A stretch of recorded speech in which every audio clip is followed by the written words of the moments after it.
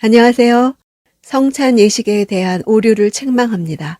오늘 본문은 고린도전서 11장 17절에서 26절입니다. 17절, 이제 내가 지시하려는 일에 관해 나는 여러분을 칭찬하지 않습니다. 이것은 여러분의 모임이 유익하지 않고 오히려 해롭기 때문입니다. 교회의 무질서에 대해 연속으로 이제 성찬식에 대해 이야기합니다. 해롭다는 단어는 비교급을 나타내는 단어입니다. 더 나쁜 것이란 뜻으로 쓰였습니다. 성찬 예식을 그릇되게 행함으로 교회 공동체가 모였을 때보다 상태가 더 나빠져서 돌아갔다는 뜻입니다.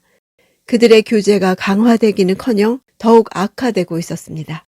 18절, 첫째는 여러분이 교회에 모일 때 여러분 가운데 분쟁이 있다는 말이 들리는데 나는 어느 정도 사실이라고 믿습니다. 모일 때 분쟁이 있다는 사실을 지적함으로써 모임과 분쟁이 얼마나 상호 모순되는 것인지를 역설적으로 드러냅니다. 성찬 예식은 그리스도와 연합을 이루고 성도의 하나됨을 상징적으로 기념하는 예식인데 오히려 연합을 깬 것입니다. 19절, 여러분 가운데 옳다 인정받는 사람들이 드러나려면 여러분 가운데 분파도 있어야 할 것입니다.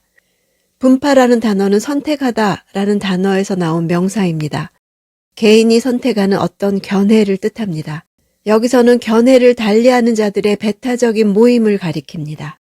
바울은 교회 내에 분파가 생기는 것이 당연하다는 사실을 냉소적으로 말하고 있습니다. 그런 것이 없어야 하지만 너희 가운데 있다니 그럴 바에야 올바른 자들을 드러내는 기능이라도 했으면 좋겠다. 이런 뜻입니다. 옳고 그름을 따지다 보면 분파가 생길 수밖에 없고 교회 안에 일어난 분파는 오히려 진리로 사는 사람들을 가려내는 데 기여하기 때문입니다. 옳다 인정받는다는 것은 영적 전투에서 승리해서 진정한 하나님의 백성으로 확인되다 이런 의미입니다. 바울은 분파로 인해 종말론적 관점에서 알곡과 가라지를 구분하는 역할을 기대하는 것입니다. 20절, 그러므로 여러분이 분열돼 있으니 여러분이 함께 모인다 해도 그것은 주의 만찬을 먹기 위한 것이 아닙니다. 그러므로 라는 접속사는 분파가 피할 수 없는 것인지 몰라도 고린도 교회 안에 나타난 분파는 분명히 큰 문제가 있음을 나타냅니다.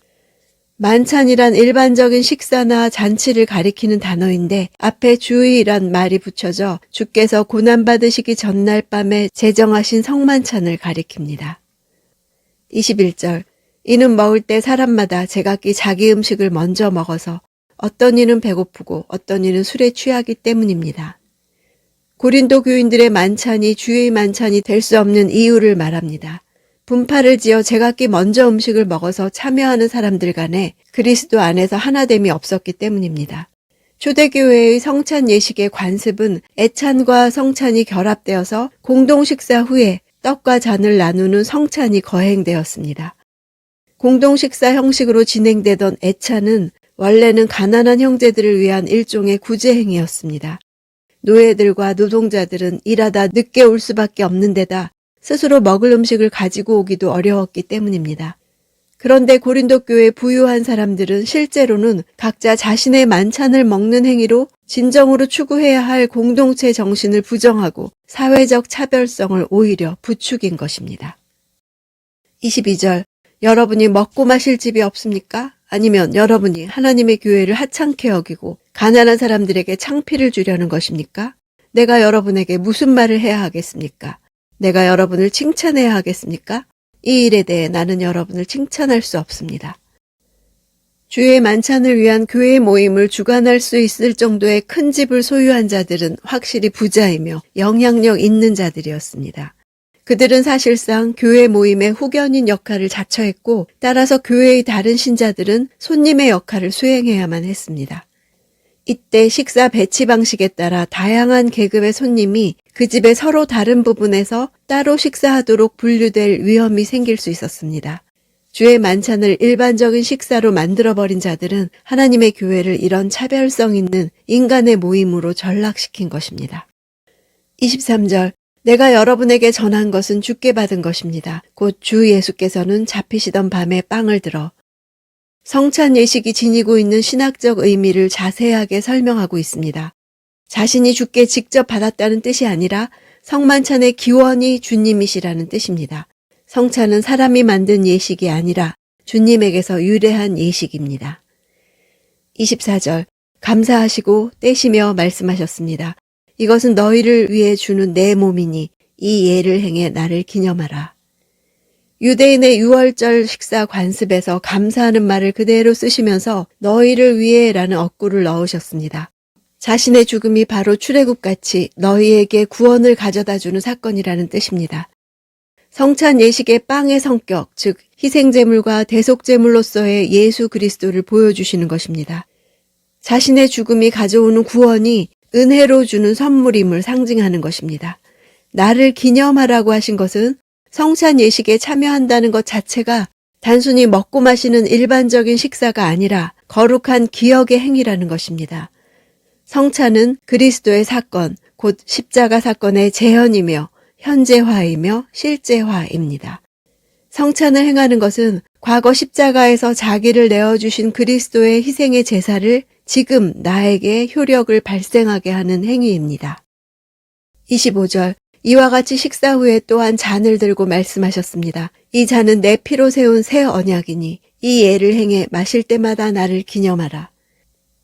예수께서는 유월절 세 번째 잔, 축복의 잔을 유월절 관습으로만 하지 않으시고 십자가에서 흘리실 자신의 피와 연결시켜 새 언약을 언급하십니다.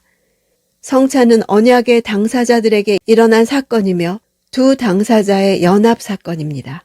마실 때마다 라는 것은 주의 죽으심을 주님이 오실 때까지 기념하라고 하신 것입니다. 26절 그러므로 여러분은 이 빵을 먹고 이 잔을 마실 때마다 주가 오실 때까지 그분의 죽으심을 선포하는 것입니다. 성찬은 선포의 의미를 지닙니다. 성찬은 그 자체가 보이는 말씀으로 기능합니다. 주님이 오실 때까지 그분의 죽으심을 공적으로 선포하는 방식입니다. 성찬식을 할 때마다 거기에는 기대를 나타내는 요소가 있습니다. 그분이 다시 오심을 기대하는 것입니다. 성찬은 재림을 흔들림 없이 바라보게 하는 실물을 통한 교육입니다. 초대교회의 예배는 두 부분으로 되어 있었습니다. 첫째는 복음 선포였습니다. 십자가에 달려 죽으시고 부활하신 그리스도의 사건을 말씀으로 선포하는 것입니다. 둘째는 성찬입니다. 성찬식은 주의 죽으심과 부활을 극으로 그려내는 것입니다. 성찬식은 주의 재림을 기대하게 했습니다. 설교는 구원의 사건을 말로 선포하는 것이고 성찬식은 그것을 극으로 선포하는 것입니다. 이 설교와 성찬식이 짝을 이루어 교회 예배의 중심이 되었습니다. 종교개혁 이후 중세교회에서 성찬식이 미신화된 것에 대한 반작용으로 성찬식을 예배에서 떼어 가끔씩만 행하는 등 경시하게 되었습니다. 극단에 치우치거나 중심에서 벗어나는 것은 교회의 해가 됩니다. 원래의 본질과 취지에서 벗어나버린 예배 행위에 대해 우리도 바울이 소리 높여 책망하는 것을 들어야겠습니다. 나는 여러분을 칭찬하지 않습니다. 이것은 여러분의 모임이 유익하지 않고 오히려 해롭기 때문입니다. 교회 예배에도 끊임없이 개혁이 일어나야 합니다. 큐티도 개인 예배입니다. 형식적이고 무의미하게 반복되어 하기 전보다 더 나쁜 상태로 된 것은 아닌지 돌아봐야겠습니다.